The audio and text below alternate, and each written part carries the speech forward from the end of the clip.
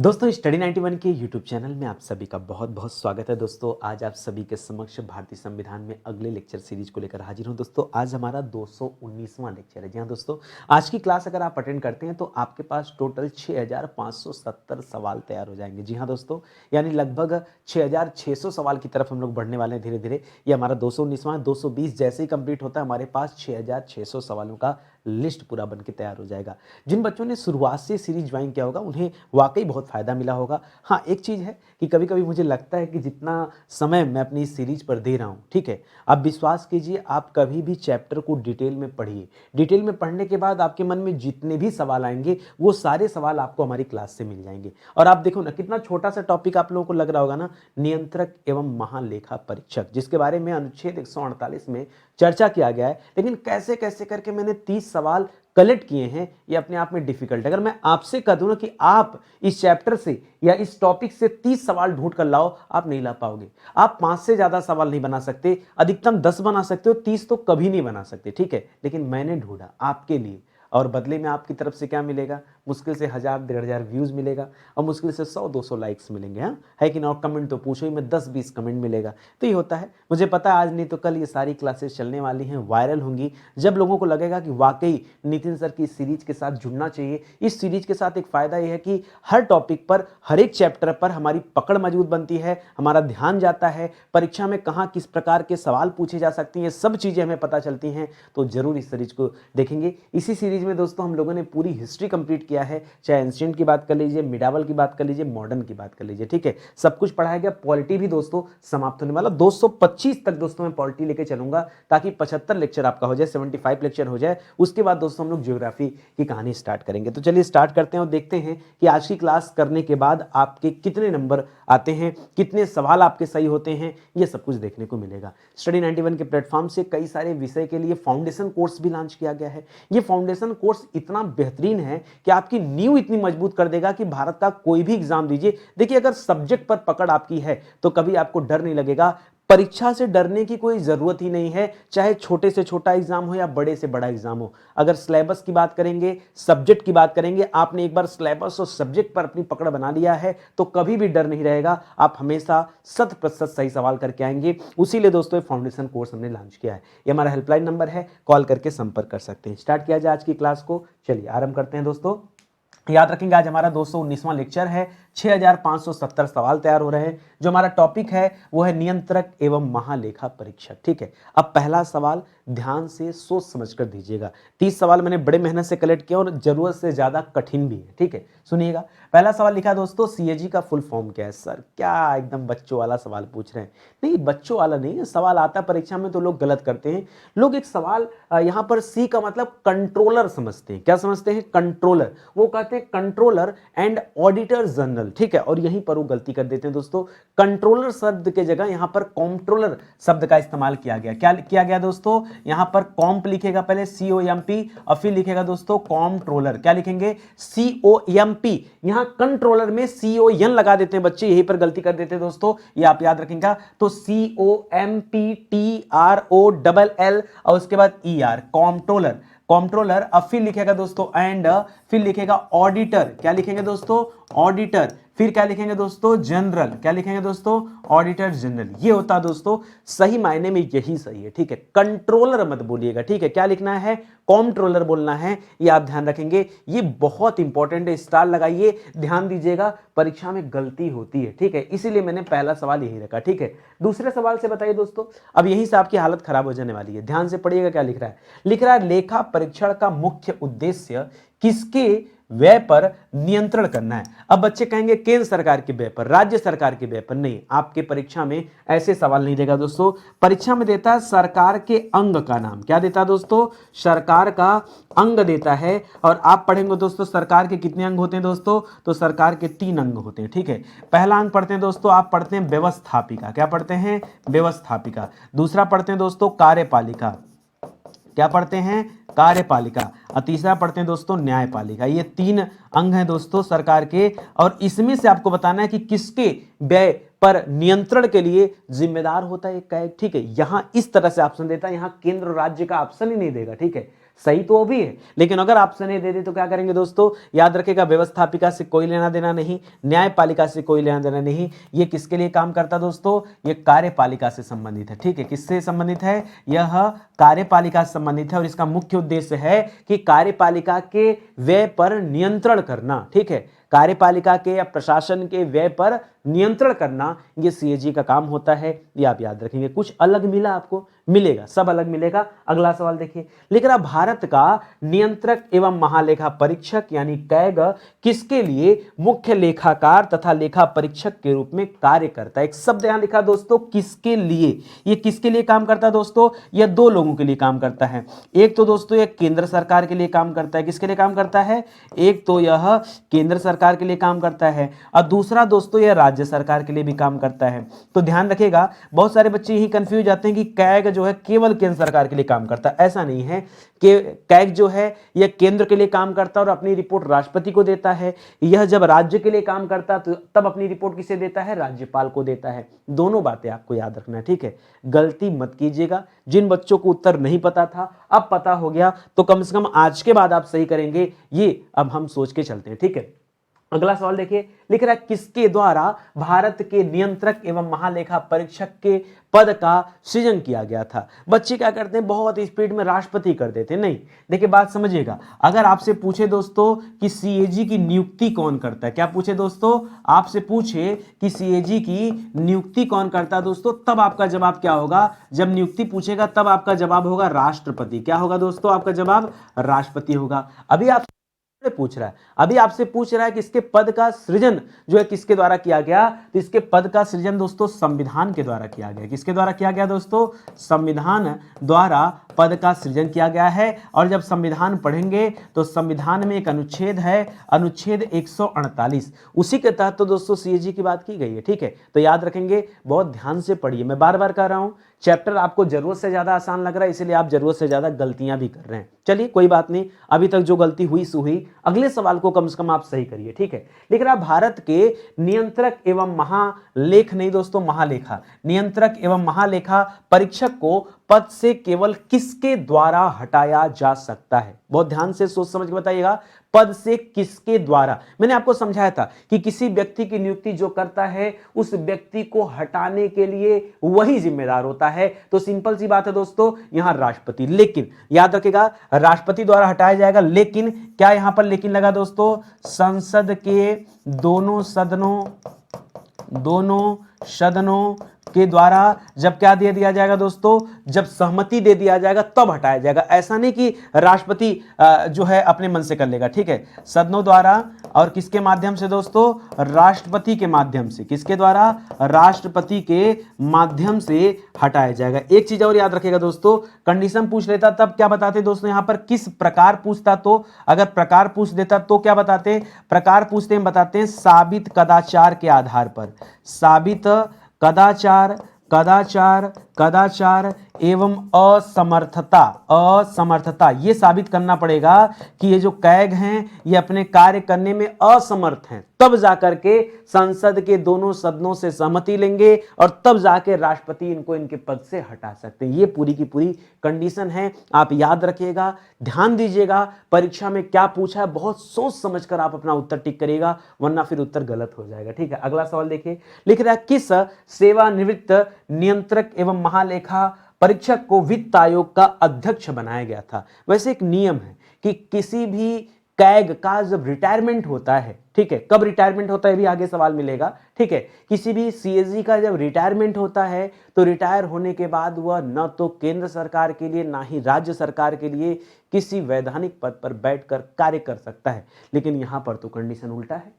यहां पे कंडीशन कह रहा दोस्तों कि सीएजी से रिटायर हुए और उनको वित्त आयोग का अध्यक्ष बना दिया गया। ये तो संविधान से परे चीजें चल रही हैं। हाँ, इसीलिए तो प्रश्न इंपॉर्टेंट है, इसीलिए प्रश्न इंपॉर्टेंट है। याद रखेगा, इनका नाम है दोस्तों AK चंदा। क्या नाम था दोस्तों, AK चंदा नाम है, जिनके लिए नियमों को तार तार कर दिया गया। ठीक है, क्या किया गया, नियमों को तार तार कर दिया गया। ठीक है, क्यों? नियम क्या कहता है? नियम कहता है कि कहीं नहीं काम कर सकते, लेकिन इनको वित्त आयोग का अध्यक्ष बना दिया गया। कब से अच्छा, कब से कब तक थे दोस्तों? तो याद रखेगा 1954 से 60 के दौरान दोस्तों ये सीएजी थे, ये भी आप याद रखेंगे। ठीक है, ये भारत के पहले नहीं थे, बस सीएजी थे, ये आप याद रखेंगे। अब आपके दिमाग में आ रहा होगा सर भारत का पहला सीएजी कौन था? सब बताऊंगा अभी आपको, पहले एक एक चीजें आप पढ़ते चलो। समझ में आ रहा है यहां तक ना? चलो अगले सवाल का जवाब दो। अगला सवाल लिख रहा है कि भारत का नियंत्रक एवं महालेखा परीक्षक किस समिति के मित्र, दार्शनिक और निर्देशक के रूप में काम करता है? बहुत ध्यान से सोच समझ के जवाब दीजिएगा। ये जो सीएजी है ये किस समिति के मित्र के रूप में काम करता है, उसके दार्शनिक के रूप में काम करता है, उसके गाइड के रूप में काम करता है, निर्देशक के रूप में काम करता है? तो हम यहां याद रखेंगे लोक लेखा समिति। किसकी बात करेंगे दोस्तों? लोक लेखा समिति के मित्र के रूप में दोस्तों ये सीएजी की रिपोर्ट दोस्तों काम आती है, ये आप याद रखेंगे, तो ये सही उत्तर हो जाएगा। लिख रहा किस वर्ष महालेखा का कार्यालय स्थापित किया गया था? दोस्तों इसका कार्यालय कब बना था? ठीक है, अभी वर्तमान में दोस्तों अगर इसके मुख्यालय की बात करेंगे तो वर्तमान जो है इसका हेडक्वार्टर है, HQ लिख दे रहा हूं हेडक्वार्टर, ये हेडक्वार्टर दोस्तों नई दिल्ली में है। मैं दोस्तों आपसे पूछ रहा हूं कि पहली बार जब इसे इस पद का सृजन किया गया था तब इसे नियंत्रक एवं महालेखा परीक्षक नहीं कहा जाता था। पहले तो आप यही याद रखिएगा, शुरुआत में इसको क्या कहा जाता था दोस्तों? इसको सिर्फ महालेखाकार कहा जाता था। जी हाँ दोस्तों, महालेखाकार, लेखाकार को अकाउंटेंट कहते हैं, महालेखाकार महा अकाउंटेंट हो गया। तो इसके कार्यालय को कब स्थापित किया गया था दोस्तों? इसका कार्यालय स्थापित हुआ था वर्ष 1858 में। अरे सर ये तो वही साल है जब 1857 की क्रांति के बाद ईस्ट इंडिया कंपनी के शासन समाप्त हो गए थे और ब्रिटिश महारानी या महाराजा का शासन भारत में स्टार्ट हुआ था। सर वही वाला साल है ना? हाँ, उसी साल ये महालेखा का पद का सृजन हुआ था और उसके कार्यालय का निर्माण किया गया था, स्थापित किया गया था। तो 1858 आप याद रखेंगे। ठीक है, अगला सवाल पढ़िए। लिख रहा भारत के पहले नियंत्रक एवं महालेखा परीक्षक थे, उस व्यक्ति का नाम बताना जो भारत के पहले थे। तो याद रखेगा सर एडवर्ड। क्या नाम था दोस्तों? Sir Edward. ये जो ऑफिस बना था दोस्तों एडवर्ड, एडवर्ड के आगे बड़ा खतरनाक शब्द जरा ध्यान दीजिएगा, ड्रमंड। ठीक है, ड्रमंड। ठीक है, ड्रमंड। कई जगह पे दोस्तों ड्रूमंड मिला हमें। ठीक है, ये थोड़ा सा यहां कट कर लीजिए।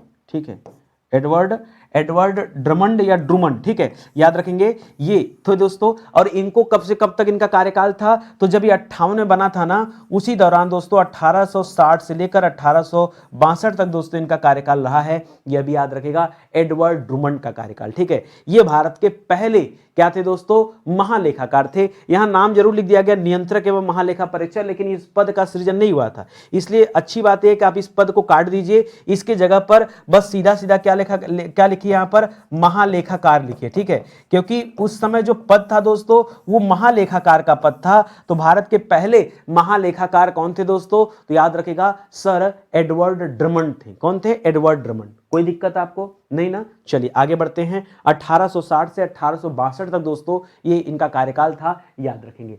अब आगे सवाल सुनिए। लिख रहा किस वर्ष इसका नाम बदल करके नियंत्रक महालेखा परीक्षक कर दिया गया? पहले इसका नाम क्या था दोस्तों? पहले इसका नाम था महालेखाकार। क्या नाम था दोस्तों? महालेखाकार। ये इसका नाम पहले हुआ करता था। पहले मतलब कब हुआ करता था? 1858 में जब इसको स्थापित किया गया तब हुआ करता था। अब इसका नाम क्या कर दिया गया दोस्तों? अब यहां शब्द जोड़ा जा रहा दोस्तों, नियंत्रक महालेखा परीक्षक। नियंत्रक महालेखा परीक्षक। ठीक है, महालेखा परीक्षक। ठीक है, परीक्षक ये दोस्तों किया गया। लेकिन ये कब किया गया? ठीक है, तो ये वाला जो काम हुआ दोस्तों ये हुआ 1866 ईस्वी में। कब हुआ दोस्तों? 1866 ईस्वी में। तो याद रखेंगे ये जो पद बना दोस्तों ये 1866 में बना, इसको भी याद रखेगा। फिर से अब इसका नाम कुछ दिन बाद दोस्तों पुनः इसका नाम चेंज किया जाता है 1884 में। कब चेंज किया जाता है? यहां लिख दूं क्या? चलिए यहां नोट कर लीजिए, 1884 में पुनः इसका नाम चेंज किया जाएगा। और अब क्या हो जाएगा? जो सही नाम है, जैसे यहां नियंत्रक महालेखा परीक्षक है ना, अब इसके जगह हो जाएगा भारत के नियंत्रक एवं महालेखा परीक्षक। क्या कहा गया इसे? भारत के नियंत्रक एवं महालेखा परीक्षक। क्या हो जाएगा? महालेखा परीक्षक। ठीक है, ये दोस्तों जो उसका नाम पड़ा, जो आज हम पुकारते हैं, ठीक है, कॉम्प्ट्रोलर एंड ऑडिटर जनरल, वो दोस्तों 1984 में दिया गया नाम है। ठीक है, ये पूरी बातें याद रखेंगे। तो कई बार दोस्तों जो नाम चेंज हुआ ना, उसको भी आप ध्यान में रखेंगे, नहीं तो फिर गलतियां होंगी और गड़बड़ी भी हो जाएगा। ठीक है, लिख रहा किस अधिनियम के तहत महालेखा परीक्षक को सरकारी नियंत्रण से मुक्त कर दिया गया। इसे दोस्तों सरकारी नियंत्रण से मुक्त कब कर दिया गया? तो इसके लिए दोस्तों एक भारत परिषद अधिनियम आया था, अलग से नहीं आया था। भारत परिषद नियम के तहत बहुत सारे काम किए गए थे। ये 1919 वाला जो भारत परिषद अधिनियम था, उसी के तहत दोस्तों इसको सरकारी नियंत्रण से मुक्त कर दिया गया। इसी को तो दोस्तों मॉन्टेग्यू चेम्सफोर्ड सुधार के नाम से जानते हैं। किसके नाम से जानते हैं? मॉन्टेग्यू चेम्सफोर्ड सुधार। चेम्सफोर्ड उसमें वायसराय थे और मॉन्टेग्यू क्या थे दोस्तों? भारत सचिव थे। ठीक है, इन दोनों लोगों के द्वारा मिल करके यह भारत परिषद अधिनियम 1919 लाया गया था। उसी के तहत इसे सरकारी नियंत्रण से मुक्त किया गया था। ठीक है, इसको भी याद रखेगा। लिख रहा किस वर्ष सीएजी को लेखांकन कार्यों से मुक्त कर दिया गया? शुरुआत में दोस्तों ये जो सीएजी था ना, ये अकाउंटिंग का काम करता था, क्योंकि इसको महा अकाउंटेंट कहते थे। लेकिन दोस्तों 1976 में इससे अकाउंटिंग का कार्य अलग कर दिया गया। अब इसका काम केवल रिपोर्ट बनाना था, एंट्री पास करने का काम अब इसको नहीं दिया गया, वो चीजें हटा दी गई। तो यहां पे क्या याद रखेंगे दोस्तों? वर्ष 1976। ठीक है, वर्ष 1976 में क्या किया गया दोस्तों? इसको लेखांकन कार्यों से मुक्त कर दिया गया। इसके पहले 1919 का जो अधिनियम था, उस समय इसे सरकारी नियंत्रण से मुक्त किया गया था।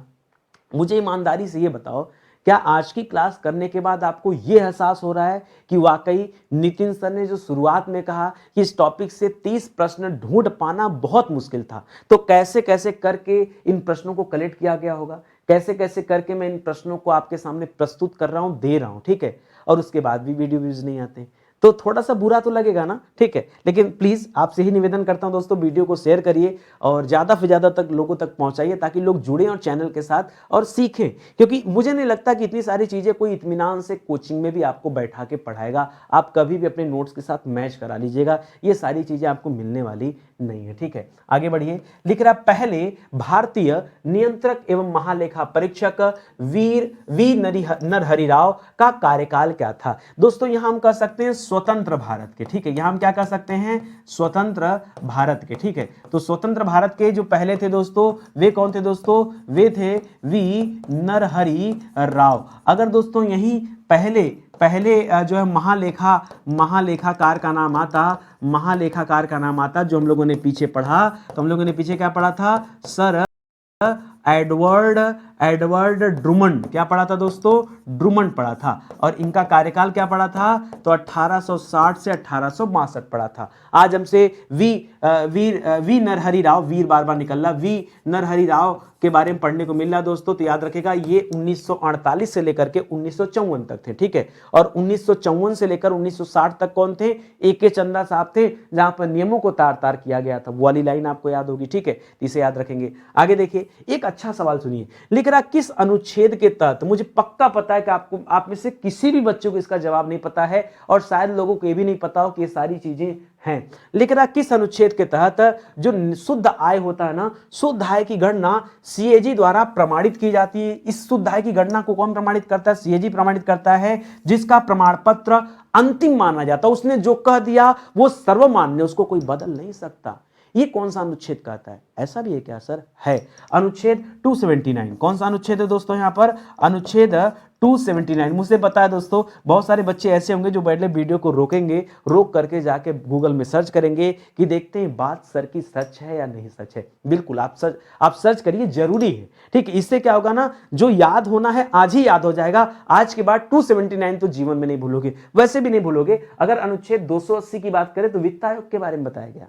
अनुच्छेद 280 में किसके बारे में चर्चा किया गया? वित्त आयोग। उससे ठीक एक अंक पहले रुक के रहना आपको, 279 याद रखेंगे, जहां पर सीएजी शुद्ध आय को प्रमाणित करता है और उसका यही प्रमाण पत्र अंतिम एवं सर्वमान्य होता है, उसको कोई एडिट नहीं करा सकता। ठीक है, इस पॉइंट को रखेगा। एक और अनुच्छेद से संबंधित सवाल देखिए। लिख रहा किस अनुच्छेद के तहत संघ और राज्यों के को खातों का विवरण राष्ट्रपति के अनुसार सीएजी की सलाह पर रखना होगा, चाहे संघ हो चाहे राज्य हो, इन दोनों को अपने खातों का विवरण दोस्तों सीएजी के सलाह पे रखना होगा। कौन सा अनुच्छेद कहता है? तो याद रखेंगे अनुच्छेद 150 कहता है। क्या कहता है दोस्तों? कि चाहे संघ हो चाहे राज्य हो, भाई सीएजी तो दोनों के लिए काम करता है, फिर उनके खाते का विवरण सीएजी के अकॉर्डिंग होना चाहिए, सीएजी के सलाह पर होना चाहिए, यह अनुच्छेद 150 कहता है। ठीक है, और इसी तरह से एक और अनुच्छेद पढ़ लीजिए लगे हाथ, अनुच्छेद 151 क्या कहता है दोस्तों? 151 क्या कहता है? 151 कहता है दोस्तों जो रिपोर्ट होगी ये सीएजी किसको सौंपेगा दोस्तों? राष्ट्रपति को सौंपेगा। ठीक है,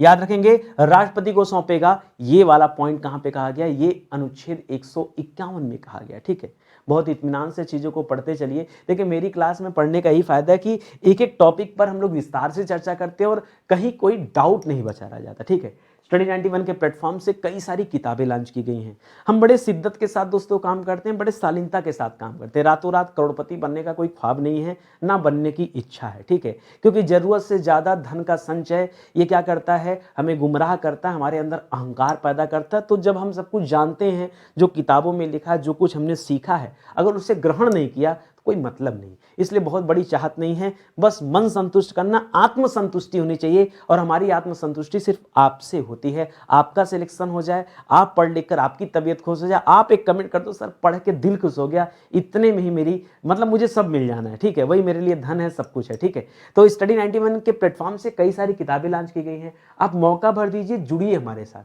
हमने अगर कहीं काम किया ना, अगर हमने फ्री के प्लेटफॉर्म पे भी काम किया है तो बड़े शिद्दत से काम किया, मेहनत के साथ काम किया। आप देखो ना, कम व्यूज आए ज़्यादा व्यूज आए हमारे लिए मैटर नहीं करता, हम एक सीध में काम करते हैं। हमने अपना लक्ष्य डिसाइड कर लिया कि हमें बच्चों को 25,000 सवाल पढ़ाना है। आज 6,500 सवाल क्रॉस कर गया हूं, ये 10,000 भी क्रॉस करेगा, 20,000 भी क्रॉस करेगा। क्योंकि जब तक 25,000 नितिन सर पूरा नहीं कर लेते तब तक नितिन सर पीछे पलट के नहीं देखेंगे कि पता नहीं सही किया कि गलत किया, नहीं। ठीक है, उसी तरह से हम किताबों पर काम कर रहे हैं बहुत मेहनत से। जब हम फ्री में आप लोगों के लिए इतना अच्छा काम कर सकते हैं, फिर अगर आप 10 रुपए भी अपने जेब से खर्च करते हो हमारी किताबों के ऊपर ना, हम याद रखो उसके ऊपर तो बहुत मेहनत करते हैं। ठीक है, बहुत मतलब बहुत मेहनत। आप पढ़ के देखो कोई भी किताब, आपको लगेगा कि नितिन सर की किताब में एक अद्भुत खुशी मिलेगी पढ़ने से। आप एक बार लेके देखो, हमारा हेल्पलाइन नंबर है, कॉल करके संपर्क कर सकते हैं। बाकी वेबसाइट है, एप्लीकेशन है, वहां से आके किताब परचेज कर सकते हैं। चलिए आगे बढ़ते हैं।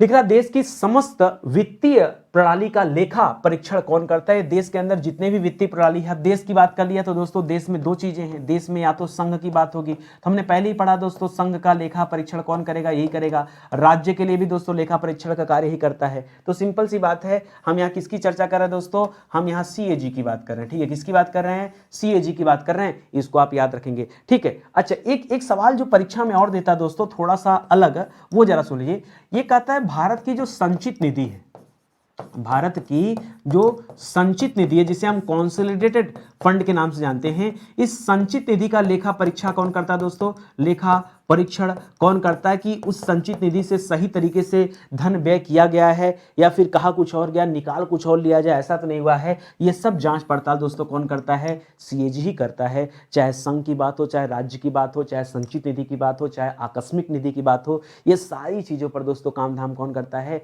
सीएजी ही करता है। अगला सवाल पढ़िए। लिख रहा भारत सरकार की आय एवं व्यय का हिसाब कौन रखता है दोस्तों? पुनः आपका जवाब क्या होगा दोस्तों? सीएजी रखता है। चाहे संघ की बात करें चाहे राज्य सरकार की बात करें, दोनों। एक अलग से सवाल देता दोस्तों, पूछता सवाल, परीक्षा में बच्चे परेशान भी हो जाते हैं कि संसदीय प्रहरी किसे कहा जाता है? क्या कहा जाता है? संसदीय प्रहरी। या फिर इंग्लिश में बड़ा खतरनाक नाम लिखता है दोस्तों, वॉचडॉग। क्या कहता है दोस्तों? वॉचडॉग। जी हाँ दोस्तों, वॉचडॉग किसे कहते हैं दोस्तों? याद रखेंगे वो सीएजी को ही कहा जाता है, वॉचडॉग या संसदीय प्रहरी। संसद से संबंधित जितने भी लेखा के कार्य हैं, ठीक है, उन पर किसकी निगाह होती है? सीएजी की निगाह होती है। अगर कहीं दोस्तों किसी मंत्रालय का जो कुछ भी खर्च हो रहा है वो सारा लेखा परीक्षा का काम किसका होता है? इसी सीएजी को होता है। ठीक है, याद रखेंगे।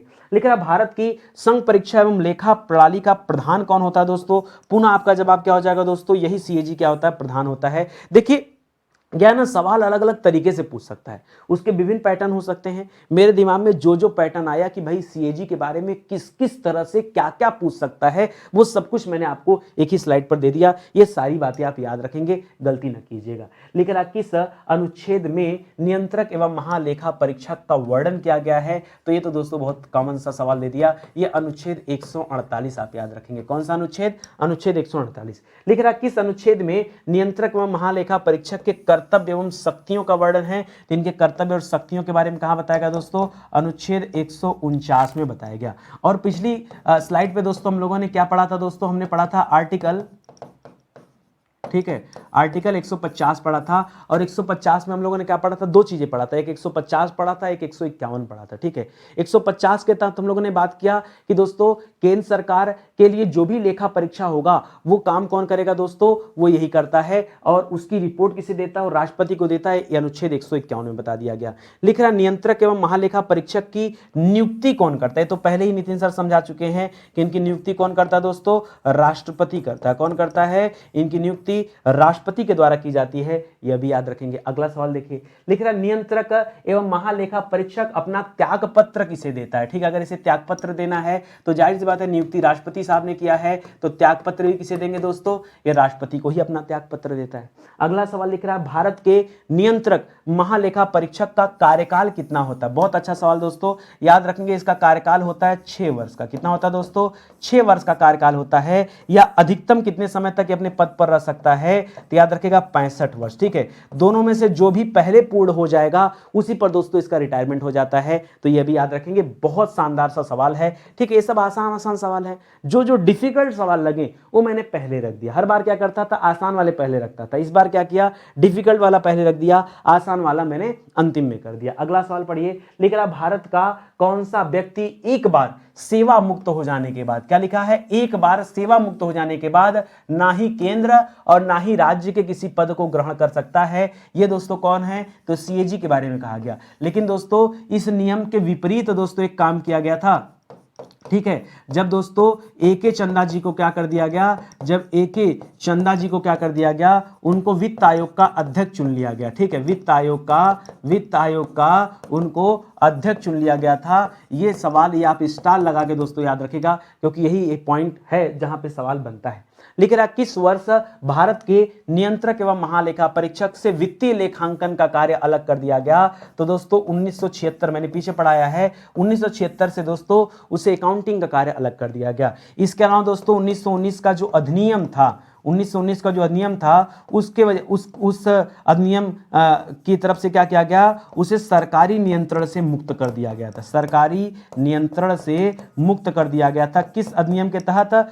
जो अधिनियम आया था 1919 में, भारत परिषद अधिनियम। अगला सवाल लिख रहा भारत सरकार के अलावा नियंत्रक एवं महालेखा परीक्षक किसके लिए मुख्य लेखा एवं लेखा परीक्षक के रूप में काम करता है? तो यहां लिख रहा भारत सरकार के अलावा। तो याद रखेगा भारत सरकार के अलावा वो राज्य सरकार का काम करता है कि नहीं? भारत या तो संघ का काम करता है या तो राज्य का काम करता है। जब संघ का काम करता है तो रिपोर्ट किसे देगा? राष्ट्रपति को देगा। जब राज्य का कार्य करता है तो रिपोर्ट किसको देता है? वो राज्यपाल को देता है। तो ये सारा पॉइंट आप याद रखेंगे। ठीक है, अगला सवाल देखिए, लिख रहा भारत के नियंत्रक महालेखा परीक्षक की रिपोर्ट की समीक्षा करने वाली संसद की समिति को क्या कहा जाता है? भाई इनका काम है रिपोर्ट देना। जब ये रिपोर्ट दे देंगे दोस्तों तो उसकी समीक्षा कौन करेगा? ठीक है, रिपोर्ट की समीक्षा कौन करेगा दोस्तों? तो जो लोक लेखा समिति है, लोक लेखा समिति जो बनी है दोस्तों, वो क्या करेगी? वो इस रिपोर्ट की क्या करती है? समीक्षा करती है। ये इस बात को याद रखेंगे, बहुत प्यारा सा सवाल है। ठीक है, तभी तो इस समिति को इसका मित्र भी कहा जाता है। अच्छा अच्छा, इस समिति के लिए इसका मित्र कौन होता है? सीएजी होता है। ठीक है, और दार्शनिक भी होता है और निर्देशक भी होता है। ये सारी चीजें हम लोग ने पीछे पढ़ा। लेकिन राज्यों के संबंध में नियंत्रक एवं महालेखा परीक्षक अपनी रिपोर्ट दोस्तों किसे सौंपता है? तो याद रखिएगा राज्यों के संदर्भ में वह राज्यपाल को सौंपता है। और अगर केंद्र के संदर्भ में पूछता तो अगर केंद्र से संबंधित अगर मान लीजिए कोई रिपोर्ट तैयार किया है इसने, तब किसे देगा दोस्तों? तब देता है राष्ट्रपति को। ठीक है, तो ये 2 पॉइंट है, एक्स्ट्रा नहीं कुछ है। ठीक है, घूम फिर कर सवाल उसी तरह से मिल रहे हैं। आगे देखिए, लिख रहा किसका प्रतिवेदन जनप्रतिनिधियों को यह अवगत कराता है कि सार्वजनिक वित्त का सरकारी तंत्र किस प्रकार उपयोग कर रहा है? पहले बात को समझिएगा।